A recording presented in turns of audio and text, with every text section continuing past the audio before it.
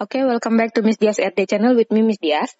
Ya, masih dititip tiba-tiba podcast di episode kesekian. Dan episode ini Miss Dias bakalan menjawab satu pertanyaan dari followers Miss Dias. Jadi ini adalah seputar move on gitu ya. Sebelumnya Miss Dias masih sama Maya di sebelah. Hai Maya. Hai semua. Oke, yang lupa Maya ini siapa, lupain aja. Oh enggak. Jadi Maya ini adalah Maya yang masih seperti di episode yang sebelumnya, yang bisa dicari Instagramnya di mana? @maya_grevina. @maya_grevina. Oke. Jadi Maya ini bukan Maya, bisa dicari di Maya @maya_grevina. Oke, kita langsung aja ke topik karena yang nanya ini udah pengen tahu banget jawaban kita atas pertanyaan dia gitu. Oke, jadi pertanyaannya adalah, Kak, aku diselingkuhin cowokku beberapa tahun lalu dan sampai sekarang aku masih sendiri. Aku belum bisa move on. Apa ya yang terjadi sama aku? Itu pertanyaannya. Menurut Maya? Oke, kalau menurutku ya, pertama perasaan mengenai sakit hati gitu kan, kemudian kecewa, kemudian masih sayang, terus apalagi kalau ditinggal tapi masih sayang-sayangnya, ya itu kan sakit banget gitu kan. Nah, kalau menurutku perasaan-perasaan seperti itu tuh sebenarnya wajar ada, nggak mungkin di dunia ini nggak ada orang yang nggak pernah merasakan hal seperti itu. Kalau bertahun-tahun, kan dia bilang bertahun-tahun. Ya, kalau bertahun-tahun tuh menurutku dia lebih memilih untuk menyakiti dirinya sendiri sih. Oh, gitu. Karena gini, iya, karena gini, kalau misalkan kita baru pacaran gitu ya, dia kadang-kadang mau orang udah nikah aja bisa cerai gitu. Tapi kan ya kita nggak kesana ya, kita nggak kesana, kita berpikiran positif. Kalau mengenai soal pacaran, kalau orang pacaran ini kan sebenarnya masa mengenal satu sama lain kan. Pacaran itu adalah suatu jenjang sebelum pernikahan bahasanya sebenarnya kan.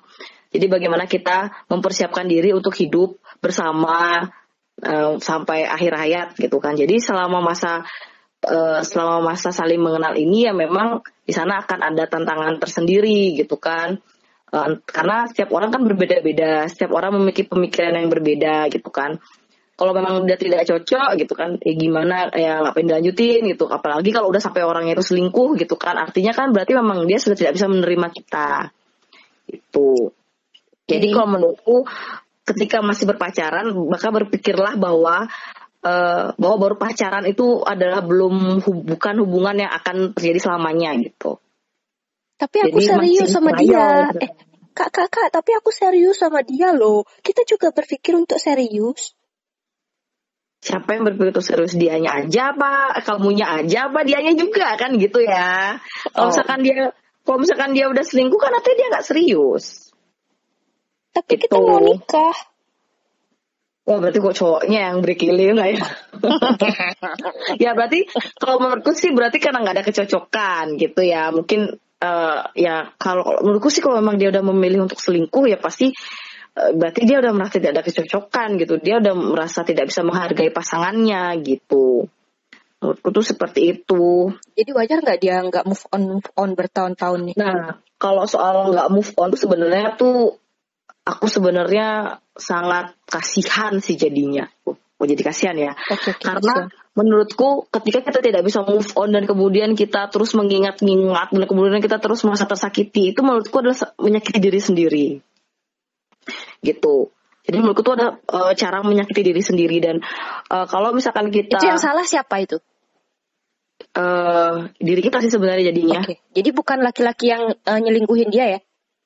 Iya, itu salah pertama. Tapi salah kedua ketika kita mengiyakan terus kesakitan itu ya itu salah kita pada akhirnya gitu. Jadi ketika kamu nggak move on, jadi yang salah bukan dia yang nyelingkuhin kamu, tapi kamunya sendiri gitu ya? Iya, kamunya sendiri karena satu kita sudah bahasanya ketika sudah putus berarti sudah tidak ada kecocokan. Dan kemudian kamu masih ingin memaksakan itu artinya kamu menyakiti dirimu sendiri gitu. gitu. Terus apa namanya, apa sih ya namanya, jadi kayak menyakiti diri sendiri sih. Mana dong? Menyakiti diri sendiri. Tapi aku sebenarnya nggak pengen gitu Kak, tapi tiba-tiba aja kepikiran sama dia. Terus kalau ketemu laki-laki lain, kok aku ngerasa nggak dapat aja feelingnya, nggak kayak aku waktu sama yang sebelumnya gitu. Ini aku ada cara nih. Aku dulu pernah mengalami hal seperti itu. Aku pernah mengalami kesakitan hati seperti itu gitu ceritanya ya. Kemudian aku prinsip orangnya tuh kayak gini.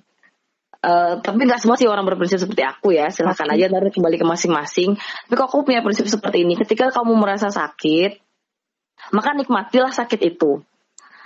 Tapi kamu harus punya batasan. Ketika kamu merasa senang juga, nikmatilah senang itu sesenang-senangnya. Ketika kamu merasa sakit, nikmatilah sakit itu sesakit-sakitnya. Jadi kala itu aku pernah putus cinta ceritanya. Ya kejadiannya kurang lebih begitulah, dia meninggalkan aku dengan wanita lain. Seperti itu kami pernah punya seperti itu. Dan kemudian aku kala itu sesakit-sakitnya, aku benar-benar sampai nangis tuh hampir setiap hari. Kadang-kadang tuh aku tidur tuh sampai kayak gemeter gitu loh, ngerti nggak sih? Kayak gemeter gitu. Jadi kayak kepikiran karena aku sama dia tuh bener-bener udah lumayan lama, dan aku udah bener-bener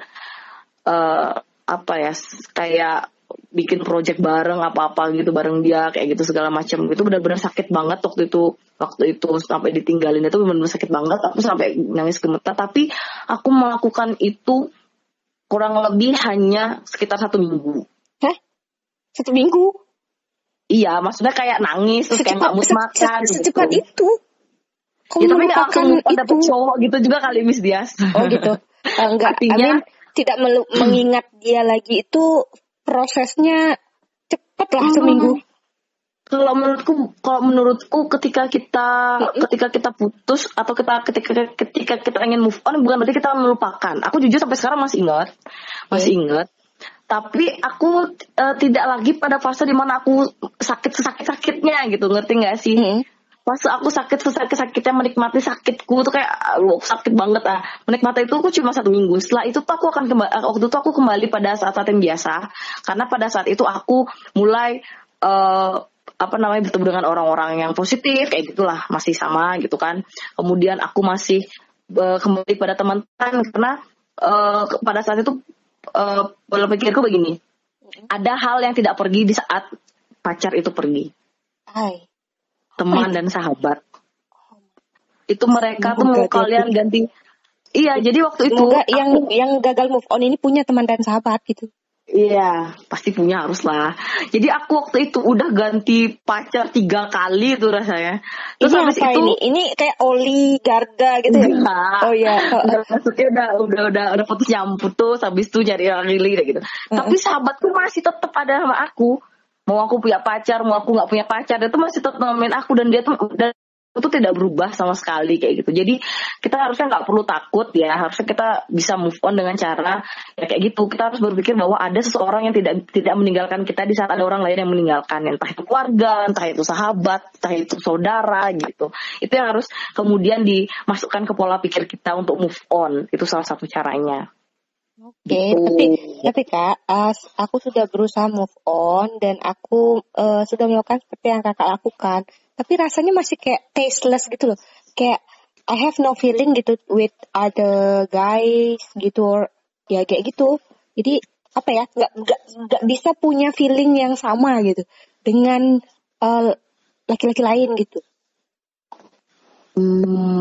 Aku pernah dengar cerita ada teman seperti itu juga. Dia udah pacaran cukup lama, sekitar hampir 8 tahunan kalau nggak salah katanya.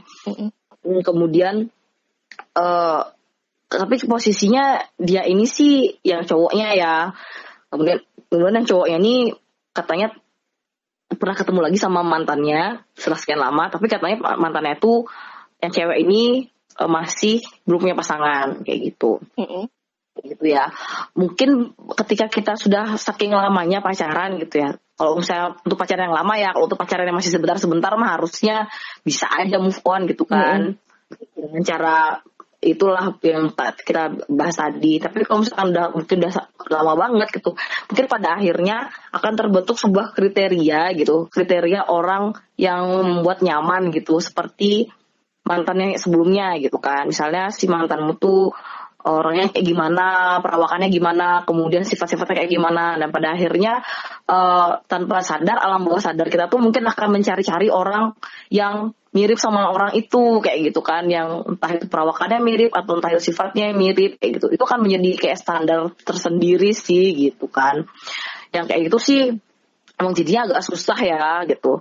Tapi kalau misalkan dalam tahap yang masih pacaran di bawah 3 tahun kayak gitu, itu biasanya masih bisa aja untuk move on gitu.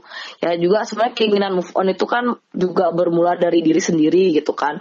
Kalau dari sendirinya nggak mau move on dan terus tetap merasa sakit, ya balik seperti tadi ya, itu berarti nyakitin diri sendiri kayak gitu sih. Karena kan sebenarnya segala pikiran-pikiran itu berawal dari diri sendiri sebenarnya gitu. Semua berawal dari pikiran Anda sendiri gitu ya intinya Kak ya. Iya. Maya ya. Iya. Jadi apa namanya? Jadi di situ bisa dia bisa menyimpulkan bahwa ketika kita susah move on, berarti kita sedang bikin susah diri kita sendiri, sedang menyakiti diri kita sendiri, dan kita tidak boleh mencari kambing hitam. Oh, aku kayak gini tuh karena dia gitu. Itu kamu nggak bisa move on ya karena dirimu sendiri, bukan karena dia. Dia mah udah asik-asik sama yang lain gitu.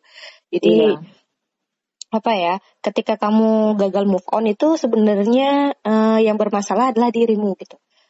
Coba dicari tahu gitu. Kenapa begitu? Kan yang ngerti dirimu ya kamu gitu. Tapi kalau kamu punya observer sejenis teman-teman itu, mungkin kamu bisa nanya-nanya sama temanmu. Aku nih gimana gitu. Kalau mau curhat juga bisa di rumah dengar, rumah dengar gitu. Coba di sana kita ngobrol gitu. Mungkin kamu butuh pendengar dan lain sebagainya gitu. Mencari second atau third opinion mungkin dan lain sebagainya gitu. Oke Kak, sebelum kita tutup tentang sesi gagal move on ini, mungkin ada pesan untuk yang gagal move on tadi? Maya? Kalau gagal move on ya, kalau menurutku, 1, jangan sakiti dirimu. Kemudian 2, kamu coba buka hatimu untuk orang lain. Karena ketika kamu sudah ketemu dengan orang lain, dengan plus dan minusnya gitu kan, kamu pasti akan bertemu kok dengan seseorang yang akan menerima kamu apa adanya kayak gitu kan. Terus yang akan mempersiapkan dirimu dan dirinya untuk bersama-sama hidup di jenjang yang lebih tinggi, yaitu pernikahan. Ketika kamu sudah bertemu dengan orang seperti itu, kamu pasti bakal ketemu dengan orang yang bisa saling menerima, bisa saling mengisi kayak gitu. Terus kemudian, jadi selama belum menemukan ya jangan tutup hatimu dulu gitu. Kemudian pengalaman pribadi juga sih soalnya gitu kan. Pada akhirnya juga aku kan setelah lama mencari, setelah lama juga putus, kemudian pacar lagi. Pada akhirnya aku juga sudah bertemu gitu kan dengan seseorang yang astungkare, tahun ini kita melanjutkan ke jenjang pernikahan yang lebih tinggi gitu ya. Iya, pernikahan corona. tapi gitu sih, kalau misalkan kita berpikir positif bahwa kita akan bisa menemukan orang itu, maka kita pasti akan bisa menemukan orang itu kok. Dan selama kamu membuka hatimu, pasti orang yang lebih baik dan yang jodoh kita itu pasti bakal ketemu kok. So santuy aja. Iya.